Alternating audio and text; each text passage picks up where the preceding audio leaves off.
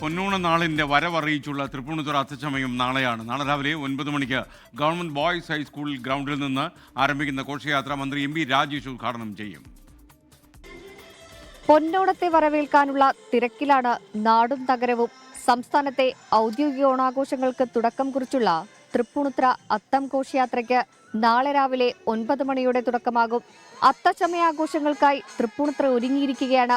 വൻ ആഘോഷങ്ങളാണ് ഇത്തവണയും ഒരുക്കിയിരിക്കുന്നത്.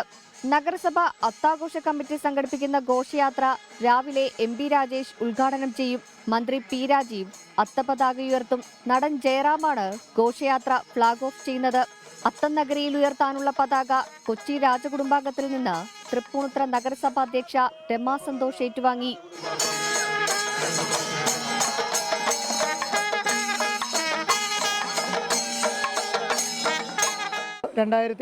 അത്താഘോഷം നാളെയാണ്. എല്ലാ ഒരുക്കങ്ങളും തന്നെ പൂർത്തിയായി കഴിഞ്ഞു. അത്തം ഗ്രൗണ്ടിൽ ആ പതാക നാളെ ബഹുമാനപ്പെട്ട നിയമ കയർ വ്യവസായ വകുപ്പ് മന്ത്രി പി രാജീവ് പതാക ഉയർത്തും.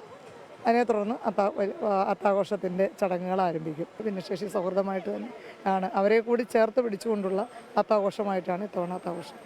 മഹാബലി, പുലികളി, വിവിധ പ്രച്ഛന്നവേഷങ്ങൾ, കളരിപ്പയറ്റ്, പഞ്ചവാദ്യം, തകിൽ, ചെണ്ടമേളം, ശിങ്കാരിമേളം എന്നിങ്ങനെ വിവിധ ഇനങ്ങളിലായി 3000-ലധികം കലാപ്രവർത്തകർ ഘോഷയാത്രയിൽ അണിനിരക്കും. ഭിന്നശേഷി സൗഹൃദമായാണ് ഇത്തവണ അത്താഘോഷം സംഘടിപ്പിച്ചിരിക്കുന്നത്.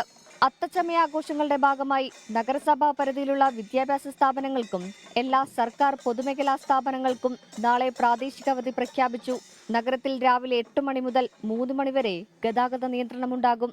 അത്തം ആഘോഷത്തിന്റെ ഭാഗമായി തൃപ്പൂണിത്തുറ ഗവൺമെന്റ് ബോയ്സ് ഹൈസ്കൂളിൽ അമ്യൂസ്മെന്റ് പാർക്കും സജ്ജമായിട്ടുണ്ട്. പൂവിളിയും പുഞ്ചിരിയുമായി വീണ്ടും ഒരു ഓണക്കാലം കൂടി വന്നെത്തുകയാണ്.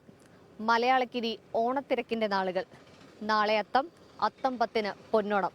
ക്യാമറമാൻ അതീഷിനൊപ്പം സൂര്യശ്രീ, 24 കൊച്ചി.